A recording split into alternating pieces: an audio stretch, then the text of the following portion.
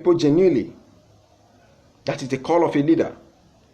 So when you look at the government as a people, what they are supposed to do when the people say end SARS is insensibility and irresponsibility on their part to immediately change their name to SWAT. What's the meaning of that?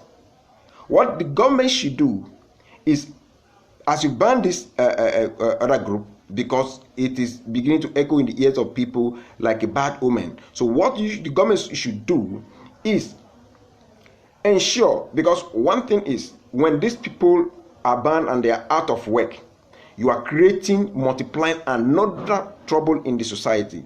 There's going to be an increment in robbery, because they've already been trained in how to use guns, so they know how to get the guns. So they've already been trained in that. So they will know how to go about to get things for themselves.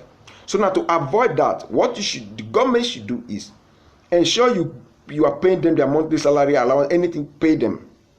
While you are paying them, now you engage every one of them in a 3 months training course. Don't send them abroad. Bring people from abroad. You see, there is the international rules and standards of policing. They need to understand this thing. From the IGP, they need to be taught, because corruption has blindfolded them. So these people need to know about human rights and abuses, so that they know how to relate to the people in the society. So in the 3 months while you are training them, that is going to look into all the judicial killings and everything, and those who are found wanting should be prosecuted. And then when you do that, and you are beginning, because it is about orientation. It's not about changing of name. It's about orientation. If you don't orientate them, if they don't have that right kind of orientation, if their mind does not change, then it looks as if nothing has happened. So there must be that mental, change. That is what they need. And then after maybe that 3 months training, you cannot form the SWAT and whatsoever. People will look at it, people will embrace it. That is how the government should go about it. But I will sound a warning, because I'm hearing the military is going to go into their python dance and python crocodile smile whatsoever thing on the street, and they are just targeting the protesters. You are laying a foundation for a disaster. That is what you are laying. If you tamper, if you just try it, you can succeed in chasing them out of the street. But they will go, they will regroup, and the next protest will be to end Nigeria. Because since you don't want to listen to reform or restructure, it will be to end Nigeria. That is what is going to take place.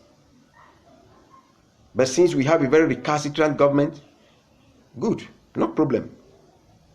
They won't hear until everything has crumbled. So that is what the government should do. Look, let me tell you something. The SARS or whatsoever, the police and all these things, they are human beings like us. How do you expect those serving the nation to buy their own uniform? They take care of themselves, and then you are paying them peanuts. Then you give them a target. Their bosses will give them target. When you are going out today, this is what you must get. This is what you should bring. Now, if after some time you don't meet up those targets, they will deploy you to a very remote area whereby you will only live on your salary, and then you know what that means, because they are surviving through the bribes, the bribery and everything. That's how they are surviving. So in the morning when they get out, it is like it's like a song, it's like an anthem they sing. When they go out, they are beginning to strategize how to manipulate the people, how they will take money from the people on the street. So in that case, anything can happen. They've been trained to think like animals. So they need to that reorientation need to take place, so that they understand that they are dealing with human beings. They're not dealing with monsters. They are the monsters. They become monsters. So they should understand these things. If you understand these things, then you can you can do well. And you call in the protesters, form a committee that the protesters pick some leaders, they will be on board, they will see. You give them a blueprint of what you are going to do, and then you immediately put it into practice, so that the people can be rest assured that okay, what they are protesting, the government are implementing those things, and not to go and use a military or whatsoever to chase them. It's wrong. It's wrong. But you won't know it is wrong until when you collapse the system. You won't know. Then on the part of the okay, let me tell a story. There's a story of a policeman. I was about 12 or 13 years old then.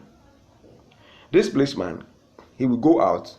He was living in our house, so he would go out. When he comes back, we ask him, my mom will ask, how is work today?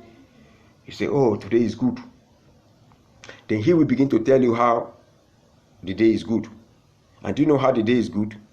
I caught some people, they were doing this, or this is blah blah blah, or something. I just intimidated them. As soon as I just intimidated them, I told them, and then they have to pay. If they don't pay, I will take you to the station, and then I will lock you. And they understand that the people don't know their rights. So even we ask him, but this one is not good. He say he knows, but that is what he has no choice.